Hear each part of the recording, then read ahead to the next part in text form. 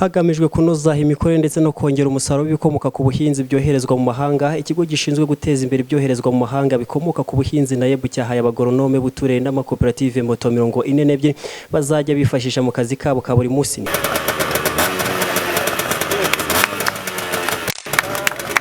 Kenshi hagiye havugwa imbogamizi abashinzwe ubuhinzi mu turere bahuraga nazo, bityo akazi kabo kakadindira ndetse n'umusaruro w'ibyoherezwa mu mahanga ntugerweho mu gihe u Rwanda rugihangayikishijwe n'ikinyuranyo gikomeye kiri hagati y'ibyinjira n'ibisohoka mu gihugu. Bamwe mu bahawe moto baravuga ko batabonaga uburyo bwo kwegera abahinzi, dore ko ubuhinzi bukorerwa ahantu kure y'imihanda ku buryo butaboroheraga kubageraho bose.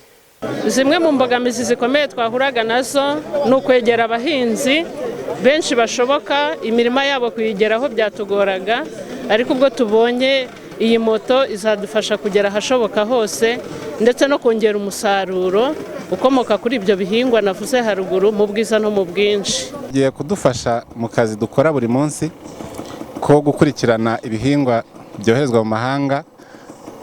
Iyo tuvuze ibihingwa byoherezwa mu mahanga ubwo birumvikana n'ikawa, harimo n'imbuto, imboga n'indabyo, ndetse ibyo nibyo bihingwa dukurikirana buri munsi.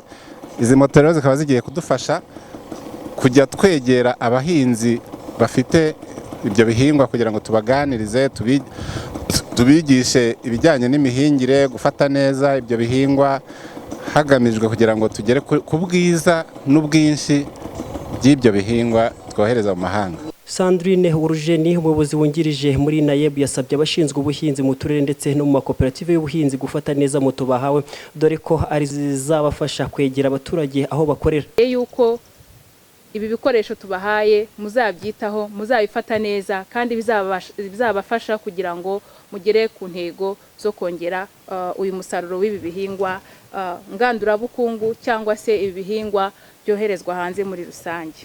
Ku rundi ruhande, umunyabanga uhoraho muri Minisiteri y'Ubuhinzi n'Ubworozi Kayisinga Jean Claude yavuze ko Leta y'u Rwanda yifuza kongera amadevize yinjira mu gihugu, ariko kandi y'ubuhinzi buri hasi n'ubukungu bw'igihugu busubira inyuma n'ifaranga harigata agaciro. Igihe rero dufashe iyo gahunda yo guhinga ahashobotse hose, ibyo byose biradufasha kubirwanya ku buryo inflation yajya igabanuka buri gihe, kuko twaje gusanga igiteza inflation cyane mu gihugu cyacu niko imboga ziba zabuze ku masoko. Kugira ngo abantu benshi nibabyumva, kuko icyo ni ikintu gikomeye cyane mugomba gushyira, kuko ubuhinzi igihe bubaye tutejeje neza mu buhinzi, buri gihe tugira ikibazo cya inflation. Abagoronome b'ibihingwa ngandurarugo bo mu turere 30 tw'u Rwanda ndetse n'abahagarariye amakoperative y'ubuhinzi ngandurarugo 6 bahawe moto 42 zifite agaciro k'amafaranga saga miliyoni 100 z'amafaranga y'u Rwanda.